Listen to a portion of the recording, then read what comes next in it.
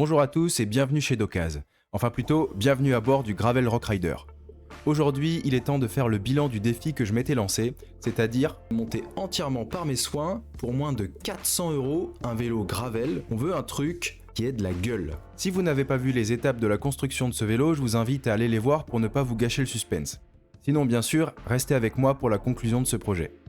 Le premier point à éclaircir, ça va être le budget. Combien ça coûte ce Gravel It Yourself ? Sachant que j'étais parti d'une base de Rock Rider 5.2 dont je n'ai gardé que le cadre, la tige de selle, le dérailleur arrière et les pédales.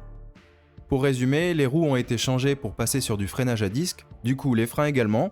J'ai installé une fourche rigide et j'ai gravélisé le poste de pilotage.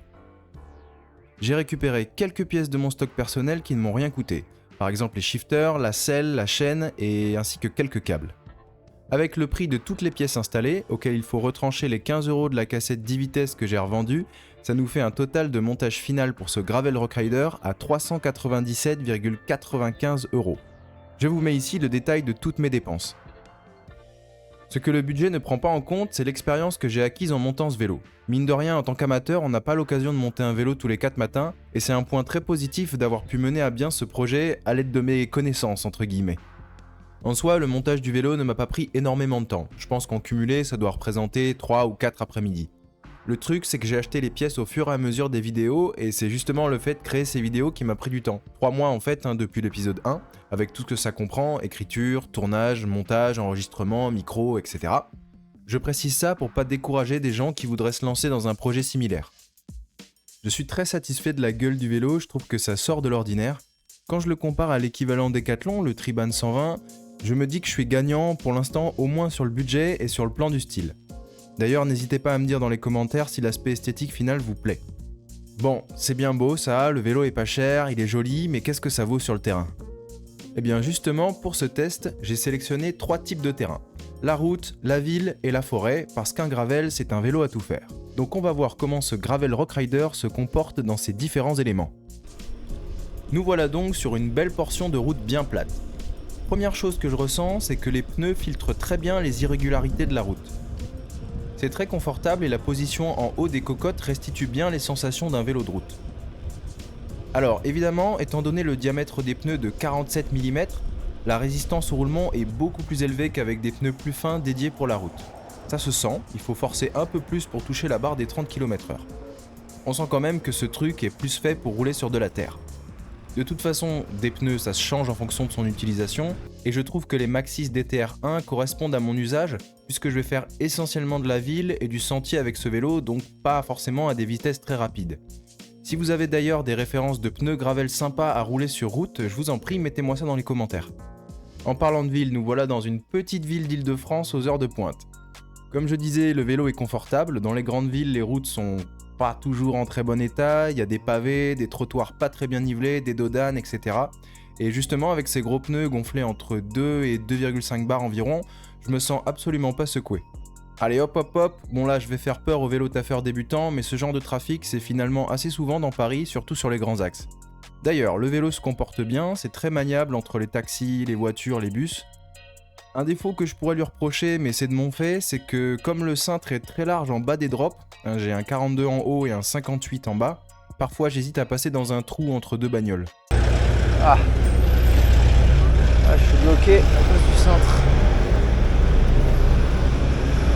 Cependant, j'apprécie bien cette largeur sur des terrains accidentés, en plus ça offre une stabilité supplémentaire dans les descentes. Et vraiment, c'est un plaisir de rouler sur de la terre et des chemins cabossés.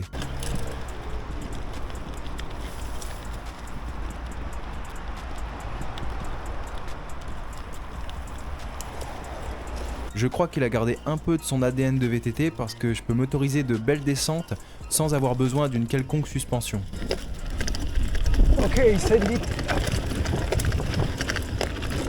Waouh.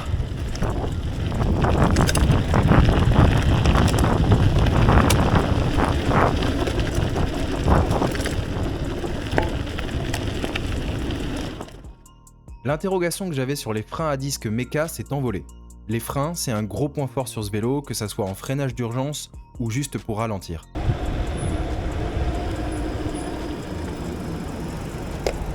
Finalement, je parlais de levier spongieux, mais c'est juste la sensation sous la main qui est facile. Je peux freiner à un seul doigt. Parce qu'en bas, ça mord très sérieusement. Et les Avid BB5 arrivent quand même à garder une très bonne progressivité. En fait, on n'a pas du tout cet aspect on-off.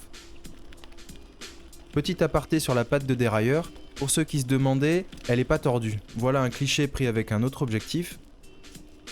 Alors on peut toujours chipoter, mais là tout est bien aligné, les vitesses à l'arrière passent d'ailleurs très bien.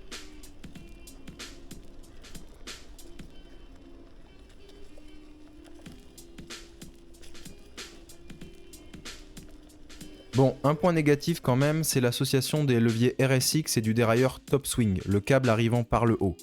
La ligne de chaîne est bonne, le dérailleur est bien positionné, je sais pas trop comment expliquer ça, ça fonctionne, mais je pense qu'il doit y avoir un ratio très légèrement différent, et du coup le passage du petit plateau de 22 est parfois capricieux, surtout sous contrainte.